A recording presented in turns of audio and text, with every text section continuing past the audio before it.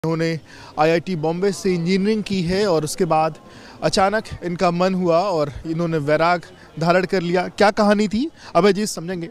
अभय जी, ये जो कहानी है आपकी, सबसे पहले तो ये कि एरोस्पेस में आपने इंजीनियरिंग की आईआईटी बॉम्बे से। आईआईटी जाना यूथ का सपना होता है और वहाँ जाने के लिए एक बड़ी मेहनत करनी होती है। तो आपने पहले मेहनत की, आईआईटी पहुँचे और फिर उसके बाद अभी जो स्वरूप हमें आपको दिख रहा है। पहले तो वो कहानी कि आप आईआईटी जाने के लिए क्या मेहनत की, कैसे क्या किया। तो इसमें तो सबसे पहले तो, जो कि मैं बहुत छोटे शहर से हूँ ना, झज्जर में, तो मुझे तो 12th तक तो पता ही नहीं था आईआईटी के बारे में कि कुछ होता है। फिर वहाँ पे कोई तो आया था स्कूल के अंदर कि हाँ ये ऐसे से है, फिर उससे थोड़ा पता चला कि अच्छा ये कोचिंग वोचिंग भी, ये सब चीज़ें भी होती है। तो वो सब पता चल के फिर जैसे 12th के बाद 1 साल ड्रॉप किया, फिर दिल्ली गया, वहाँ पे कोचिंग में पढ़ाई की। तो फिर हाँ हो गया, मतलब माइंड तो शार्प था ही। कितनी रैंक आई आपकी आईआईटी? मेरी थी 731। फिर उसके बाद वो रैंक आने के बाद एरोस्पेस इंजीनियरिंग चुनना, मतलब एरोस्पेस इंजीनियरिंग चुनने के पीछे का मकसद, क्योंकि उस समय पे आमतौर पर सीएस, आईटी जैसी फील्ड, मैकेनिकल इंजीनियरिंग, बाकी चीज़ें लोग जाते थे। एरोस्पेस इंजीनियरिंग चुनने के पीछे का मकसद? मतलब पैसे से तो मेरे को पहले से भी नहीं था ना। आईआईटी तो मैं इसलिए जा रहा था कि बड़ा कॉलेज होगा तो घर वाले दूर जाने के लिए मना नहीं करेंगे। गवर्नमेंट कॉलेज में जाओगे, प्राइवेट में जाओगे तो बोलोगे इतना पैसा लगा रहे हैं, इतना दूर क्यों जा रहा है। वो आईआईटी है तो मुंबई भी जा सकते हो, दूर भी जा सकते हो। तो सबसे पहले तो मैंने यही देखा था कि मुंबई जाना है, दूर जाना है। और फिर रैंक के हिसाब से मैं देखा कि ये एरोस्पेस सही चीज़ है यार, इंटरेस्टिंग होगा, कुछ पढ़ने वढ़ने में मज़ा आएगा भाई। तो उसके हिसाब से चूज़ किया। वो सब नहीं सोचा मैंने कि हाँ ये सीएस में ज़्यादा जॉब प्लेसमेंट लगती है, ये सब। अच्छा, एरोस्पेस इंजीनियरिंग चुनना, उसकी पढ़ाई करना, उस दौरान कैसे क्या रहा और मतलब एरोस्पेस में जैसे गए स्टार्टिंग में, तो शुरू में तो एज ए, जहाँ तो तुम जाते, जैसे हम तो इंग्लिश में नहीं बोलते थे स्कूल में भी, कहीं पे भी। और वहाँ पे इंग्लिश में लेक्चर हो रहे, इंग्लिश में प्रेजेंटेशन देनी होती थी। पहली प्रेजेंटेशन तो गला ही सूख गया था मेरा क्योंकि वो बोलने में नहीं आ रहा है वो।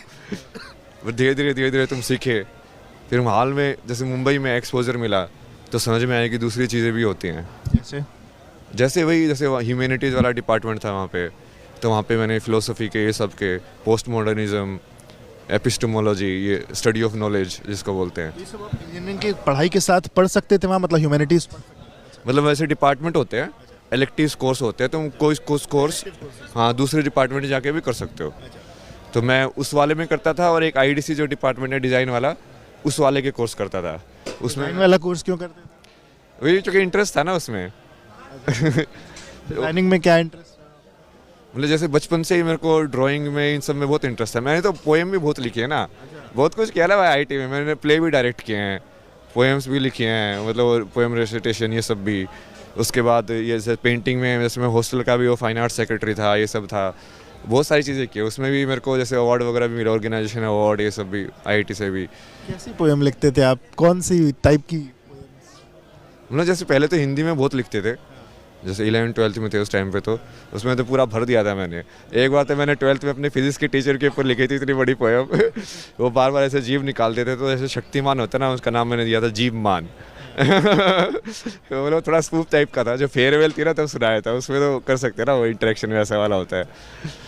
अच्छा, फिर आपने जो कहा कि जिस तरीके से आप जो डिज़ाइनिंग का कोर्स था वो आपने मतलब उसकी पढ़ाई शुरू करी या वो चीज़ें भी पढ़ी, उसका क्या इम्पैक्ट रहा? और ये जब आपकी पढ़ाई ये ख़त्म हुई, फिर उसके बाद क्या रही? मतलब वो सवाल, मैं वही बोल रहा ना, जैसे सवाल जो है उसको तुम यूनिटी में देखोगे तो तुमको समझ में आता है कि वो आईआईटी में गया मैं, फिर वहाँ पे मुझे ऐसा लगा कि यार अब क्या करूँ मैं आगे, अब मेरे को लाइफ में क्या करना है। जो गोल अभी तक डिसाइड किया था वो तो हो गया अचीव, कि हाँ आईआईटी में जाना है, दूर जाना है, इससे निकलना है, वो हो गया। अब क्या करना है, क्या करना था फिर?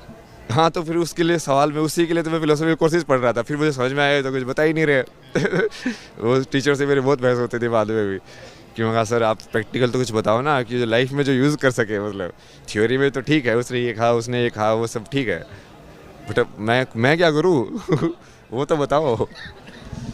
बट वो फिर इतना समझ में नहीं आया, तो फिर फाइनली वही समझ में आया कि जो तुमको पसंद है वो चीज़ करो। वो चीज़ तुम ज़्यादा लंबे समय तक कर सकते हो, ज़िंदगी भर कर सकते हो, तो अपनी ज़िंदगी उसमें डिवोट कर सकते हो तुम। तो फिर मैं डिज़ाइन वाली साइड में आया। डिज़ाइन वाले में भी वही है, स्टार्टिंग में नहीं हुआ तो फिर कोचिंग में 1 साल फिज़िक्स पढ़ाया मैंने, जो कि वो आईआईटी की हुई थी तो वो ईजी, सबसे ईजी जॉब तो वही था, उसमें ज़्यादा कुछ चाहिए नहीं, तुमको तो आता ही है ऑलरेडी वो सब तो और वो मिल भी ईजिली जाती है और सैलरी भी बढ़िया होती है। और उस टाइम पे भी जैसे तुम फ्री हो तो मैं स्केचिंग की प्रैक्टिस करता रहता था वहाँ पे बैठा बैठा चाय की दुकान में उस सब में। तो मतलब स्केचिंग का भी बचपन से मामला वो था, आपको स्केचिंग अच्छी आती थी? हाँ, ड्राइंग वगैरह तो बचपन से ही बहुत अच्छी आती थी मेरे को, लाइव बना देता था मैं उस फील्ड में फैमिली ने नहीं कहा आगे बढ़ जाओ? नहीं, वो तो उल्टा घसीटा ना। एक जो बेसिकली एक ड्राइंग का टीचर था वो स्कूल में रहता था, हॉस्टल में, स्कूल के ही, तो मैं ऐसे शाम को जाता था साइकिल पे, 2-3 किलोमीटर दूर था, सीखने के लिए ड्राइंग ऐसे। तो 2-3 दिन तो गया, उसके बाद उसने 3D ऐसे शेडिंग वेडिंग सिखाई ये सब, फिर बाद में उसने खुद ही बोल दिया, बोला कि नहीं तो कल मत आना, कुछ तो फरवरी का टाइम था, बोला एग्ज़ाम मारे हैं, पढ़ाई पे ध्यान दे तो पढ़ाई में बहुत अच्छा है, इस सब चीज़ों में मत पढ़। क्योंकि वो ड्राइंग वाला टीचर खुद ही सोचता होगा यार देखो मेरा करियर इतना अच्छा नहीं है, जबकि ये तो बहुत कुछ कर सकता है वो सोच ही अलग होती है ना लोगों की। फिर आपने इंजीनियरिंग ख़त्म करी, आपने 1 साल पढ़ाया, फिर आपने डिज़ाइनिंग का जो ये था कंपटीशन, इसको क्रैक किया, फिर डिज़ाइन में जैसे मास्टर्स में डिग्री में एंटर किया मैंने, वहाँ पे डिग्री में फिर वो बहुत सारी चीज़ें जो पहले सीखी थी वो थोड़ी स्ट्रक्चर तरीके से सीखी अब। 2014 में आपने? 2012-13 के बीच में फिज़िक्स का जॉब किया, 13 से 15 मास्टर्स। उस टाइम पे बीच में भी जैसे मैंने इंटर्नशिप में, जैसे आईआईटी की जो बीच में जो इंटर्नशिप का टाइम होता है ना 2 महीना, उस 2 महीने में पहले वाले 2 महीने में तो मैं ये पूरा उत्तराखंड घूम के आया था फोटो कैमरा लेके। मैं बता रहा मैं खुद से सीख रहा था, तो कैमरा लेके पूरा उत्तराखंड में फोटोग्राफी कर करके प्रैक्टिस करना, वही सब। कैमरे का भी इंटरेस्ट रहा? हाँ वही ना। तो दूसरी वाली इंटर्नशिप में फिर मैंने वो जो डिज़ाइन इंस्टीट्यूट की कोई प्रोफेसर थी उनके साथ एनिमेशन फिल्म में काम किया। तो मैं ऐसे सीख लिया, मैंने तो वोग में भी काम किया ना, वोग जी की सब में भी, फैशन फिल्म्स में भी काम किया तो इतनी ढेर सारी जगहों पर काम करने के बाद ये अचानक से वैराग कैसे? तभी तो वैराग है, मतलब तुम देख लेते हो ना चीज़ें कि यार ये संसार में ऐसे है, क्योंकि नहीं देखते तब तक तुमको फैसिनेशन रहता है उस चीज़ का, दूर से बढ़िया लगती है ना घास भाई दूर के डोल सुहावने हैं भाई, तो तब तक तुमको लगता है कि यार ये कैसे होते होंगे यार, ये तो बड़े खुश लगते हैं ये लोग, पर तुम जाके वहाँ पे देखते हो कि यार ये कुछ लिए तो नोटक किए ऊपर की, कुछ खुश नहीं है ये लोग, दिखते ऐसे हैं बस। तो तुमको अपने आप ही उस चीज़ से तुम ऊपर उठ जाते हो ना कि हाँ नहीं इसमें तो नहीं, आगे बढ़ो, हाँ कुछ और देखते हैं, और आगे बढ़ो, कुछ और देखते हैं।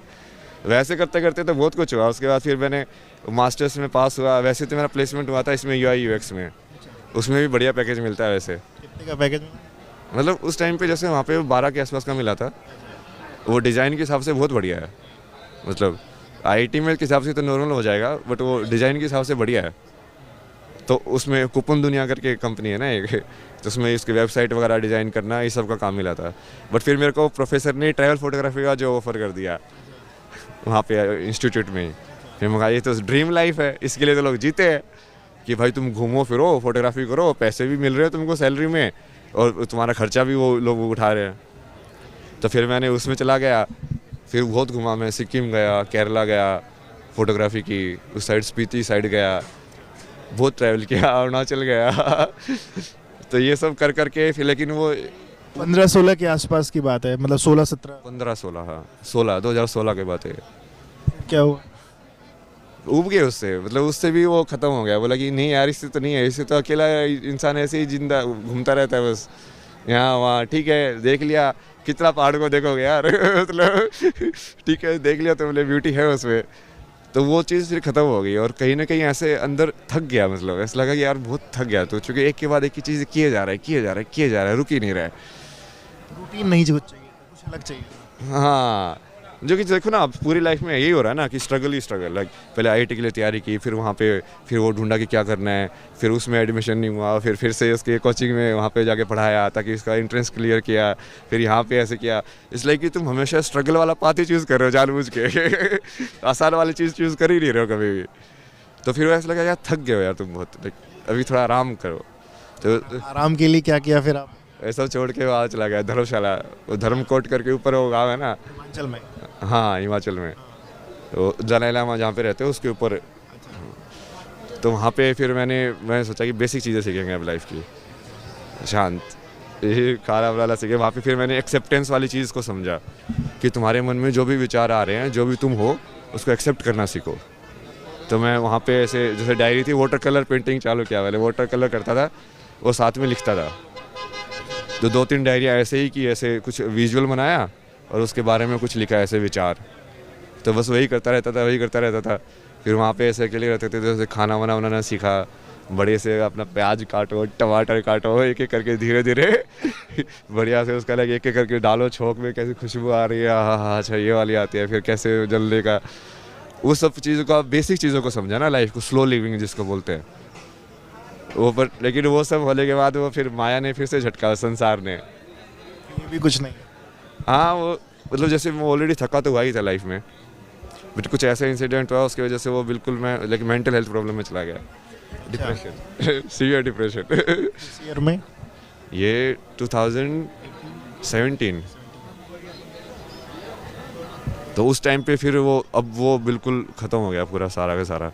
फिर जैसे बेंगलोर में गया, दोस्तों के साथ रहा, थेरेपी वेरेपी अटेंड की, ये सब किया।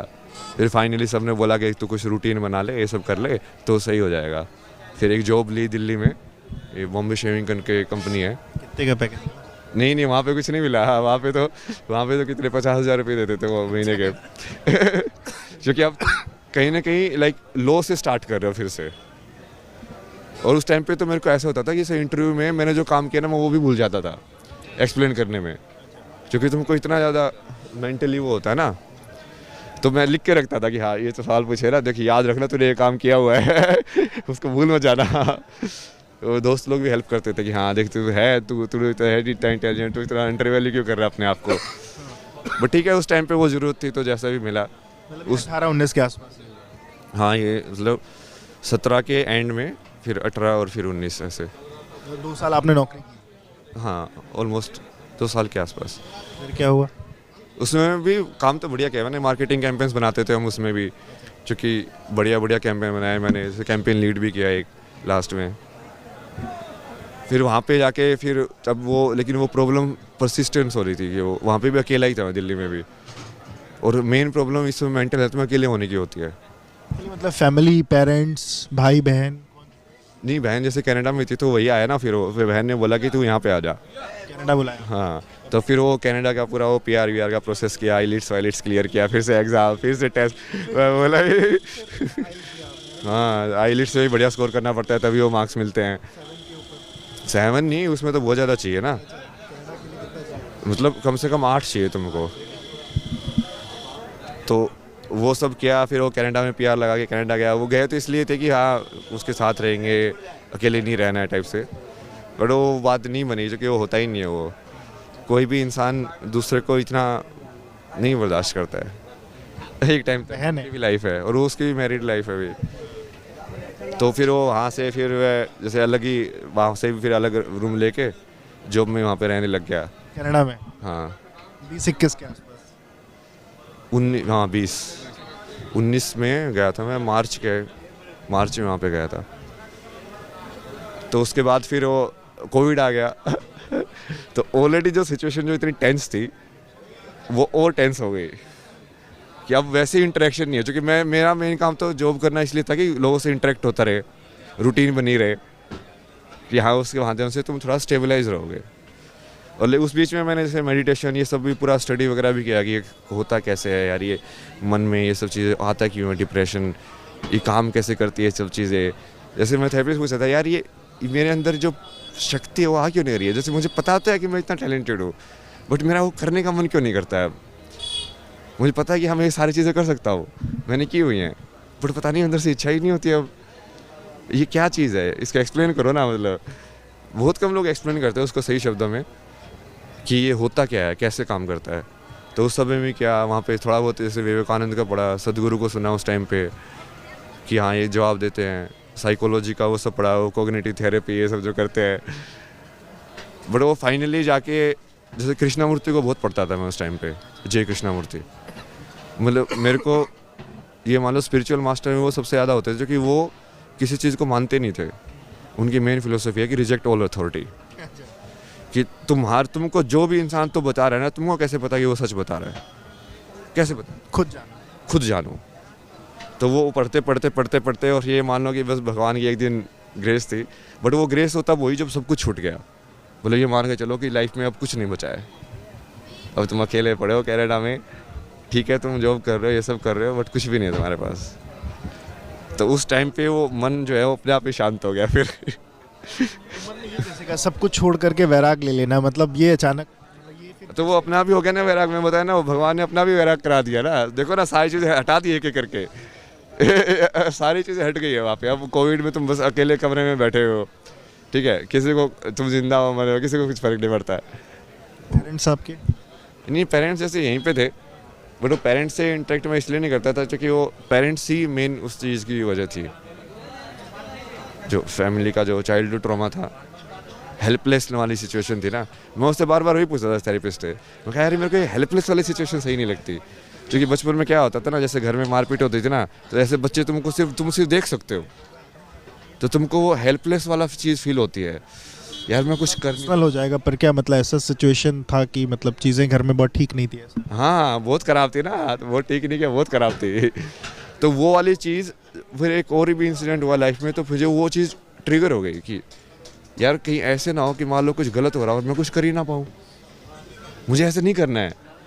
मुझे वो कुछ समझाओ कि मैं कैसे इस चीज़ों को काबू में करूँ। कि जैसे ये 3 साइकोलॉजिकल में बोलते हैं ना कि 3 रिएक्शन होते हैं इंसान के, कि वो किसी सिचुएशन में या तो फाइट करता है, या फ्लाइट करता है, या फ्रीज करता है। पशु भी देखोगे आप, ये 3 रिएक्शन करते हैं, या तो वो शेल में चले जाएंगे, फ्रीज हो जाएंगे, या वो भाग जाएंगे, या वो फाइट करेंगे आपसे। तो बहुत सारे सिचुएशन में जब ऐसे मान लो कुछ ऐसे हो रहा हो तो फ्रीज वाली उसमें चले जाते थे मैं, बट वो सही नहीं है फ्रीज वाली, वो हेल्पलेस वाली सिचुएशन है। तो उससे बाहर कैसे निकले भाई। तो ये सब करके वही मानो कि फाइनली जब तुम बिल्कुल ही शून्य हो गए, जब ज़िंदगी में कुछ बचा ही नहीं वैसे भी, फिर मेरे को ऐसे ही था कि जैसे कृष्णमूर्ति ये सब तो पढ़ता ही था मैं, इंटरेस्ट तो था ही सब में। तो मन में ऐसे ही विचार आया कि यार अब तो जाने ही नहीं जाने कुछ फ़र्क नहीं पड़ता। अब मगर भगवान मेरे को फ़र्क नहीं पड़ता, उत्तर है भी कि नहीं है मुझे ये भी नहीं पता है यार छोड़ सब कुछ छोड़ दूँ मैं। तो मन में ऐसा हो वैसे विचार आया ना कि अच्छा तू तो मर जाएगा अब। मगर ठीक है मर जाएंगे। और उस जब तुमने वो एक्सेप्ट कर लिया ना पूरी तरीके से, तब तुम्हारा मन शांत हो जाता है। तो सत्य है, मृत्यु सत्य? नहीं, वो जब मन शांत होता है ना, तो मन के परे जो चीज़ है तुमको वो दिखती है एकदम से, कि अच्छा मन के परे भी कुछ था यार, ये तो पूरा खेल था ही नहीं बट उसके लिए जैसे मैंने कोई ऐसे साधना वजह जैसे कुछ नहीं की ना, वो इनडायरेक्टली लाइफ ने ही करा दिया अपने आप ही, ऐसी सिचुएशन ही वैसे बना दी वो। आपने ये जो वैराग धारण किया, मतलब किसी ने कहा कि फला आदमी से मिल लो, फला अखाड़े से मिल लो, फला बाबा से मिल लो, मतलब ये अचानक से जैसे हम जूना अखाड़े में बैठे हैं, इसके पीछे मतलब जूना अखाड़े से जुड़ने के पीछे का कैसे आपका रास्ता कैसे बना, कैसे? वो जब जैसे वो उसको फिर मुझे समझ में आया ना ये ट्रिक क्या है, फिर वो सारी चीज़ समझ में आया कि अच्छा डिप्रेशन ये होता है, अच्छा ये होता है। फिर मैंने 2-3 दिन तो बहुत लिखा है ऐसे लिख के कि अच्छा ये 0 ये होता है, 1 ये होता है, मैथमेटिक्स ये होता है, साइंस ये होती है। क्योंकि जब तुमको क्लैरिटी आती है ना तो तुमको सब कुछ दिखने लग जाता है एकदम से, कि बोले कि अच्छा ये ऐसे चल रहा है संसार, ये ऐसे हो रहा है, ये सब चीज़ें, ये काल ऐसे चल रहा है। तो वो कोविड के टाइम पर मैं सब कुछ छोड़ के रिजाइन करके मैं अलग में रिजाइन कर रहा हूँ 1 हफ्ते में रिजाइन करके सब वहाँ पर फिर भारत आया मैं। मगर 21 में 21 में बाहर आके फिर मैंने जैसे बुक भी लिखी हो मनाली में बैठ के लिखी आप? हाँ, वो कोविड में 1 महीने का लॉकडाउन था, वहाँ पे कोई पॉजिटिव आ गया तो उन्होंने पूरे होटल को बंद कर दिया तो वही जो लोग अंदर बैठे हुए थे बस वही बैठे हुए थे तो सही था वो, वहाँ पे बैठ के पूरा उसको लिखा मैंने जो भी समझ में आया था। फिर वो जर्नी चलती गई, फिर आगे आगे मैं देखता गया कि अच्छा क्या करना है धीरे धीरे। फिर आध्यात्मिकता में जैसे फिर वो ये आया कि अच्छा इसको और सीखते हैं। मेन काम इसमें बीच में आया कि प्रारब्ध जिसको बोलते हैं ना, क्योंकि मैं जो हेल्पलेस वाली सिचुएशन में बोल रहा था ना, कि वो एम्पैथी वाली सिचुएशन मेरे को बहुत सेंसिटिव हूँ मैं, कि मुझे ऐसे जैसे दूसरे के साथ हो रहा तो ऐसे लगता है कि यार गलत नहीं होना चाहिए दुनिया में, बट वो कमज़ोरी है क्योंकि वो कहीं ना कहीं तुम्हारी इच्छा है।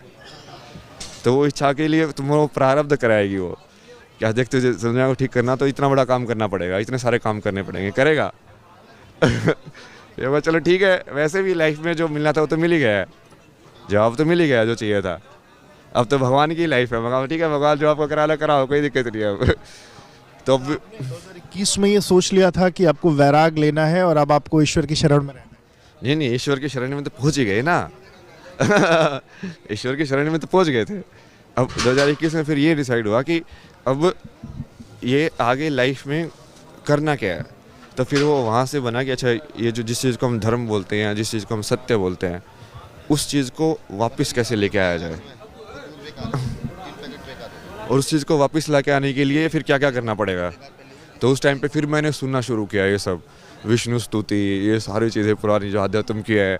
एक बैठ के बढ़िया से एक तारा रह जाता है, मैं उसको बजाता रहता था। फिर मेडिटेशन ये सब कर करके फिर मुझे थोड़ा थोड़ा समझ में आया कि हाँ, ये कैसे काम करता है, उसकी टेक्निक। सबसे पहले मैंने एक सीरीज़ की थी वहाँ पे, ट्रुथ सीरीज़ करके है। उसमें मैंने कितने 5 सीजन किए थे, एक सीजन में ऐसे 20-20 एपिसोड। उसमें सब एक्सप्लेन किया था एक करके कि ध्यान क्या होता है, ये क्या होता है, ये क्या होता है। बट फिर वो इतना काम नहीं किया। तो फिर मैं भारत में आया, फिर मैंने सोचा कि अच्छा और सीखते हैं इसको। तो फिर मैं सदगुरु के आश्रम में गया, फिर 9 महीने वहीं पे रहा सेवक की तरह। फिर वहाँ पे वो सारा सीखा, उनका जो क्रिया वगैरह जो होती हैं, ध्यान, सेवा, कर्मयोग, अपने आप को समर्पित करना क्या होता है। कि तुमको कुछ भी करने के लिए बोल दे कि हाँ, अब गोबर में मुँह में हाथ डालो, इसमें करो, तुमको कुछ भी करने के लिए तुम उपस्थित होने चाहिए हमारा शरीर। वो धीरे धीरे अहंकार कटता है ना उससे। अब तुम कहाँ IIT वाले कनाडा में जॉब कर रहे थे, अब तो वो कहाँ पे वो सेव साल की स्टिकर चिपकवा रहे हैं, कुछ और करवा रहे हैं। कितना वैसे लगेगा ना कि यार मैं तो इतना बड़ा इंसान हूँ, मेरे से ये करा रहे हैं। बट वो वहीं पे असली परीक्षा है तुम्हारी। तो फिर वो सीखा। फिर उसके बाद फिर बाहर आया, वहाँ पे पूरा हो गया। मतलब वही अब सब महादेव डायरेक्ट करे ना इसके बाद, बोलो 2021 के बाद सब महादेव डायरेक्ट कर रहे हैं। फिर महादेव बोलो, कुछ महादेव पर छोड़ दिया, महादेव हाँ। उसके बाद मतलब मेरा एक ही काम था कि इस विष को ये पूरा सत्य को वापस कैसे लेके आना है, वो बता दो मेरे को, वो मैं कर दूंगा जो आपको करवाना है।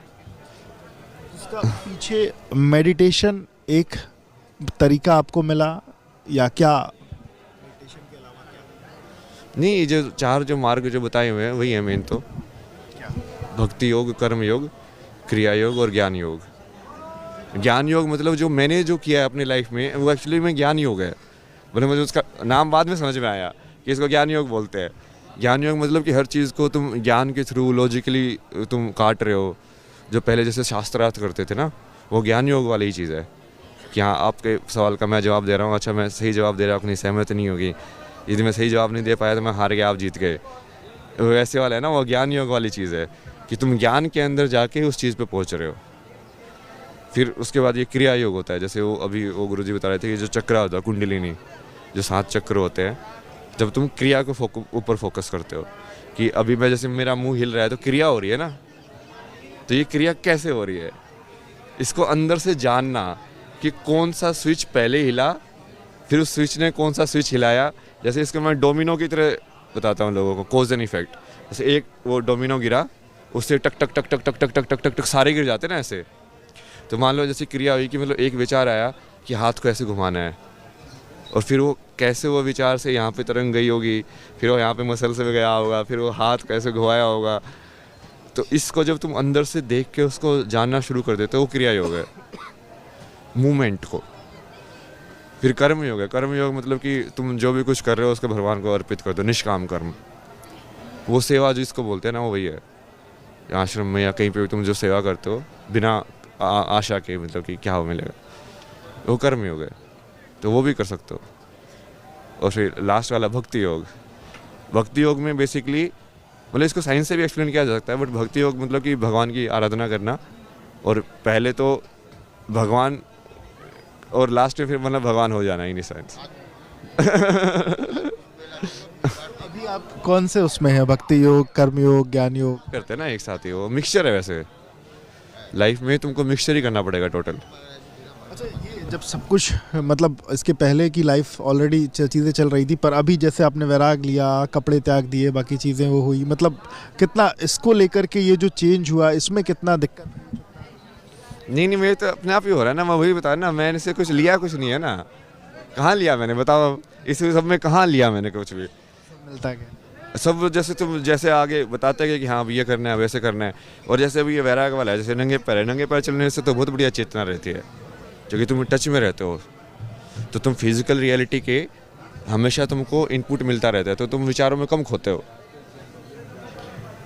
ऐसे ही शरीर में भी वही, तुम तो ज़्यादा ढकोगे ओकोगे तो उसकी वजह से वो कंफर्टेबल तो रहता है, बट कंफर्ट की वजह से तुम मेंटल स्पेस या विचारों में ज़्यादा फंसने के चांस रहते हैं। और ये सब तो जैसे आदत हो गई धीरे धीरे। मैं दिल्ली में जब था उस टाइम पे 3-4 महीने मैं दिल्ली में रहा वहाँ पे, तब मैंने पूरी पढ़ाई की सारी साइंस के, क्वांटम फिजिक्स से लेके न्यूरो साइंस से लेके कंप्यूटिंग से लेके एनालॉग से लेके जितना भी सारा सब पढ़ के वहाँ पे वही जैसे जो साधना जो वहाँ पे सीखी थी ना आश्रम में, वो साधना करता था सुबह जैसे 2-3 घंटा। बीच में फिर मैं अपने वाला वो साधना करता था ज्ञान वाली कि हाँ अच्छा अभी आज ये चीज़ सीखनी है, आज इसके बारे में पढ़ना है। ये सारी धर्मों की किताबें पढ़ी, कुरान पढ़ी, हदीस पढ़ी, ये पढ़ी, बुद्ध धर्म की पढ़ी, चाइनी की हिस्ट्री पढ़ी, इजिप्ट की हिस्ट्री पढ़ी, इसका पढ़ा उसका पढ़ा, सारी चीज़ मतलब ये है क्या यार, इसको देखो तो ही है क्या, चक्कर क्या है ये सब। फिर वो सब किया उस टाइम पे। फिर मैं लेकिन जैसे सर्दी का टाइम था तो ठंडे पानी से नहाने की प्रैक्टिस करता था, ठंडे पानी से नहाता था। तो शुरू में तो जैसे लगती थी ठंड तो ऐसे वो करके कि हाँ तुम कहाँ पर हो, बट ठीक है तुम थोड़ा वैसे करो, हाथ से कर रहे हो, पर धीरे धीरे तुमको समझ में आने लगता है। वो शरीर भी उसका वो धारण कर लेता है, वो आदत हो जाती है ना, थोड़ी कैपेसिटी बढ़ जाती है उसकी। तो उसके बाद जैसे वो सब छोड़ के फिर मैं वहाँ पे पद यात्रा के लिए गया। फिर वो मनाली गया, वहाँ पे से मनाली से चलना शुरू किया मैंने अकेले पद यात्रा? हाँ, कहाँ से कहाँ? मनाली से शुरू किया मैंने। फिर पहले हिमाचल में गया मैं, फिर पहले वो खीरगंगा जो वैली है कसोल वाली, फिर ऊपर खीरगंगा तक गया, फिर वापस नीचे आया, फिर वो आगे तीर्थन वाली वैली में ऊपर तक गया, फिर वापस आया, फिर नीचे आके ये नारकंडा से फिर इस साइड उत्तराखंड की साइड आ गया। क्या ढूंढने गए? नहीं ये तो सब महादेव डायरेक्ट करे ना, इसके बाद तो बताया तो उसके बाद से तो सब महादेव डायरेक्ट कर रहे हैं। वो बोले क्या चाहिए करना है, देख तेरे को ये काम करना है, उसके लिए ये चाहिएगा। अब वो चीज़ें सिखा भी रहे। जैसे उस टाइम पे बहुत सारे जैसे बीच में ऐसे बाबा लोगों से मिला, मैं उनके साथ रहा। अब मेरे को फर्स्ट हैंड एक्सपीरियंस मिला कि ये ज़िंदगी जीना होता क्या है, कि ये आश्रम में बैठे हैं ये कैसे जी रहे हैं।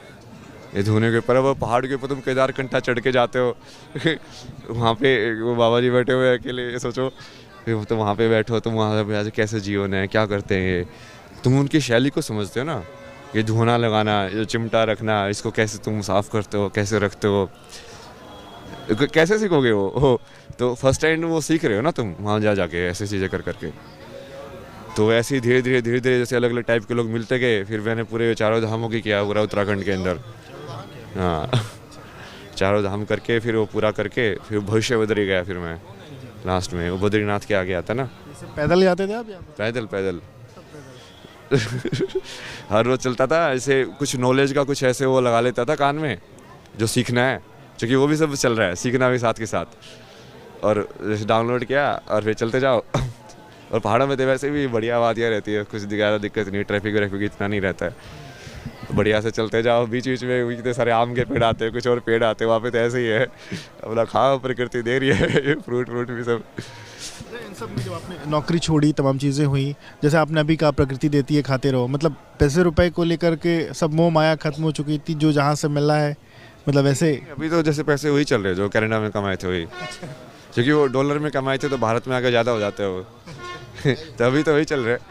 बट वो वही है कि जब तक वो हैं, जैसे मैं महादेव को बोलता है यार महादेव पैसे खत्म हो जाएंगे, बोले अभी तो है ना तेरे पास जब है तो उसको यूज़ कर ला, मतलब जब नहीं होंगे तो तब तो कंप्लेन करना ना मेरे को है तो उसमें क्यों डर रहा है, मतलब आएंगे ना, मतलब और तो करता जा, तू अपने कर्तव्य पे ध्यान दे, अपने कर्म पे ध्यान दे, तुझे करना क्या है, और उसके लिए तेरे पास है अभी पूंजी, जितना करना है उसके लिए तो है, बस तू करता जा। तो बस वही करते गए आगे बढ़ते गए। फिर ऋषिकेश में गया, बीच में जैसे फ्लूट बजाता था, फ्लूट बजानी सीखी। उसके बाद तो बहुत सारी चीज़ें सीखी, जैसे म्यूज़िक के अंदर फिर ये राग वगैरह, ज्योतिष शास्त्र, वास्तुशास्त्र, ये सब काम कैसे करता है, अंक गणित कैसे काम करता है, सांख्यिकी कैसे काम करती है, न्यूमरोलॉजी जिसको बोलते हैं वो कैसे काम करती है, ये सब चीज़ों के अंदर डीप में जाके ना। और फिर अभी मेन मकसद तो वही है कि पूरे ज्ञान को एक अच्छे से समझ के उसका ऐसे शब्दों में डालना ताकि आम इंसान को समझाया जा सके या आम बच्चे को समझाया जा सके। मतलब जीवन का मकसद मिल गया, जो आप कह रहे थे कि अब इसके बाद क्या करना है, तो अब वो मकसद कहीं ना कहीं मिल गया है कि सारा ज्ञान लेकर के उसको आसान भाषा में लोगों तक पहुंचाना, ऐसा। हाँ, मतलब वो उसी से आप जो जिस चीज़ को धर्म बोलते हैं ना उसकी स्थापना होगी, क्योंकि जब ज्ञान में क्लैरिटी होगी ना तब ओपिनियंस फेड हो जाएंगे, समझे आप। तथ्य जब आएगा तब आपको ओपिनियन मैटर नहीं करता है, फिर वो तथ्य है, तुम क्या सोचते हो मुझे क्या मतलब, फिर कोई कुछ भी टिप्पणी करता रहे उसके ऊपर, वो तो तथ्य है। तो यदि हम उसको अभी जैसे आध्यात्मिकता वाले जो चीज़ है, यदि उसको विज्ञान से जोड़ दे बढ़िया से, तब कोई उसके ऊपर कमेंट नहीं कर सकता ना। अभी क्या है ना, जर्नलिस्ट में भी मैंने इनके ऊपर ही बहुत कमेंट किया ना, मैंने लिखा हुआ है ऐसे कि बहुत सारे ऐसे हैं भारत के जिनको ये अमेरिका वाले पैसे दे देते हैं, अवार्ड दे देते हैं, तो वो अमेरिका की बोली बोलना चालू कर देते हैं। अब वो हो सकता है इंटेंशनल और अनइंटेंशनल भी हो सकता है कि तुमको जो अप्रिशिएट कर रहा है ऑब्वियसली तुम उसके विचारों से सहमत होगे, बट वो अब अमेरिका के वो लोग ऐसे भी लोग भी नहीं है कि जो साइंस विज्ञान समझते हो। क्योंकि अभी मैं जैसे सदगुरु का ही हुआ था, वो सदगुरु जो है वो अमेरिका के जो वो है ना सर्जन जनरल, मतलब जो टॉप में मेडिकल एडवाइस जो देते हैं, वो है न्यूरो डॉक्टर, वो उसके साथ बैठ के मेंटल हेल्थ डिस्कस कर रहे हैं। और भारत के अंदर वो हाई कोर्ट वाला कोई तो जज है, वो उनके से उसमें आश्रम में रेड करा रहा है कि यहाँ पे पता नहीं क्या कर रहे हैं।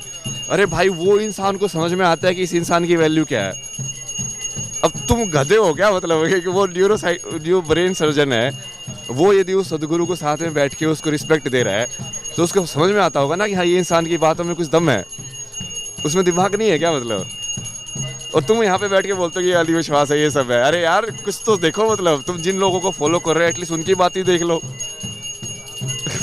इन तमाम चीज़ों का सारा आप महाकुंभ में आए, स्नान हुआ? स्नान हुआ? हाँ, स्नान बढ़िया किया ना। अब जैसे जूना अखाड़े में है तो उनके साथ ही गए, वो आनंद आया? वैसे थोड़ा बहुत, वो पूरा वो नागा वाला नहीं, क्योंकि फिर वो ऐसे लगता है कि तुम उसको अप्रोप्रिएट कर रहे हो ना, जब तुम सही में सन्यासी नहीं हो तो उसको क्यों एक्टिंग कर रहे हो वैसे वाले। बट वो ऐसे तौलिया लपेट के बस में लगा के संन्यास लेने का कोई मन है? सन्यासी है यार वो। देखो मेरा तो मन है ना, मेरे को बनना है नोबडी। नोबडी? हाँ, मतलब कुछ नहीं बनना है। वैराग्य का असली मतलब वही है। तो इसलिए वहाँ पे आपने जो सवाल पूछा था ना, उसका वही जवाब है। वो गुरुजी ने भी वही जवाब दिया था कि एक सन्यासी वैरागी नहीं बन सकता, बट एक वैरागी सन्यासी बन सकता है। जो कि वैरागी मतलब कि कुछ नहीं होना बिना राग के। बट यदि सन्यासी बने तो तुमको गुरु के प्रति राग तो रखना पड़ेगा कि नहीं रखना पड़ेगा। तो बिना राग के तो नहीं हुआ वो। उसको ये तो नहीं होगा कि मुझे किसी से कोई मतलब नहीं है, नहीं हुआ ना। तो वो वाली चीज़ जरूरत नहीं है ना उसकी। आखिरी सवाल यूथ के लिए, क्योंकि आप तो सब कुछ कर चुके हैं, इतनी पढ़ाई, धर्म की पढ़ाई, अलग अलग तरीके से नौकरियां, सब कुछ कर चुके हैं। यूथ के लिए, क्योंकि आज के समय पे कई बार अलग अलग प्रेशर में यूथ रहता है, और वही जो जीवन के मकसद की बात हुई कि मकसद ही नहीं पता है। मतलब सुबह मशीन की तरह उठना है, नौकरी करना है, रात में आकर के फिर सब कुछ रूटीन वैसा ही है।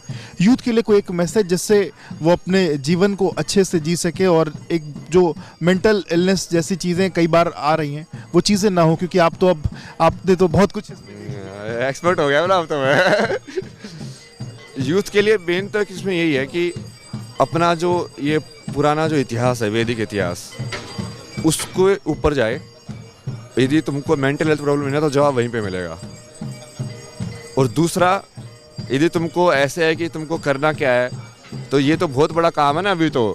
अभी हमको सारे जो पुरानी जितने भी सारे किताबें जो लिखी हुई हैं, किसी ऋषि पिंगला ने कुछ थ्योरम लेके लिखी हुई है, किसी आर्यभट्ट ने कुछ और थ्योरम लेके लिखी हुई है, जो कि हमने अभी वो ज्ञान बिल्कुल विलुप्त हो गया है ऑलमोस्ट, हमने समझा ही नहीं है।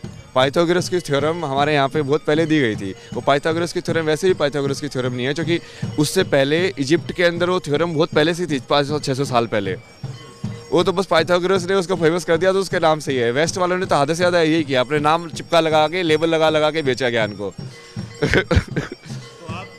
माना जाता है कि मतलब भारत और भारत का जो इतिहास है बहुत पुराना है, तो इसको लेकर के कुछ आप ऐसा करने वाले हैं कि जो चीज़ें हैं हमारे पूर्वजों ने, आप पहले के समय पे हुई है वैदिक तौर पर जो चीज़ें, क्योंकि आज के समय पे चीज़ें काफ़ी कुछ खत्म हुई हैं, तो वो चीज़ें वापस से रिवाइव हों, क्योंकि आप बहुत कुछ उस पर रिसर्च कर रहे हैं। हाँ, तो वही है ना, मैं यूथ को भी बोलूँगा ना कि आप लोग उसमें आओ ना, आपको मकसद भी मिलेगा ज़िंदगी का, इतना बढ़िया मकसद मिलेगा। और क्योंकि तुम सत्य के लिए भी काम कर रहे हो, और तुम उसी चीज़ में काम करो, उस चीज़ को खंगालो, मतलब अपने रास्ते से करो जैसे तुम कर सकते हो, उस चीज़ को और गहरे में जाओ।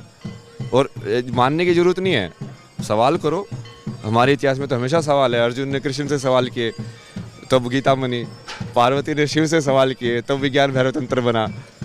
सारी वो सवालों की है, वो सारी जितनी भी किताबें हैं कि वो उससे सवाल पूछ रहा है कि ऐसे होगा तो ऐसे क्यों होगा। जैसे पार्वती पूछती है कि 112 ही तरीके क्यों है एनलाइटनमेंट के, शिव बोलते 112 ही तरीके है, बस 112 के अलावा कोई तरीका नहीं है ब्रह्म ज्ञान पाने का।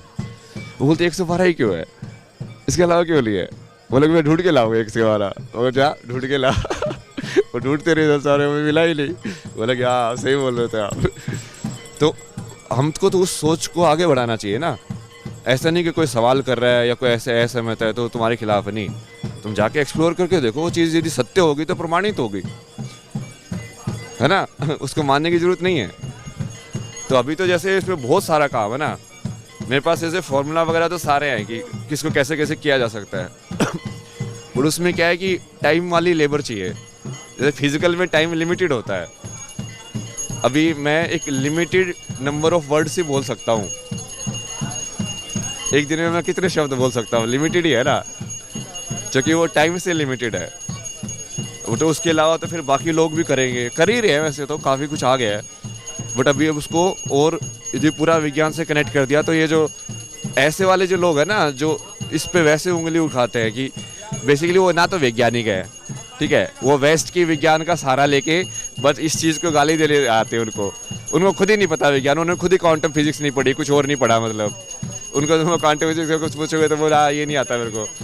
तो क्या है विज्ञान, तुमको समझ भी नहीं आता विज्ञान क्या चीज़ है अपने आप में ही। बिल्कुल। तो आप अभय जी को सुन रहे थे, इन्होंने 2021 के बाद वैराग लिया है और अपने जीवन में अलग अलग पहलुओं को जानने, सुनने, पढ़ने के बाद ये इस तरफ बढ़े हैं, क्योंकि उनको अपने जीवन का मकसद लंबे समय तक जब नहीं मिला तो अलग अलग चीज़ उन्होंने करने की कोशिश करी। और फिलहाल यूथ के लिए एक बड़ा मैसेज कि अपनी चीज़ों को जाने, सनातन को जाने, वैदिक परंपराओं को जाने, और जहाँ भी कोई दिक्कत हो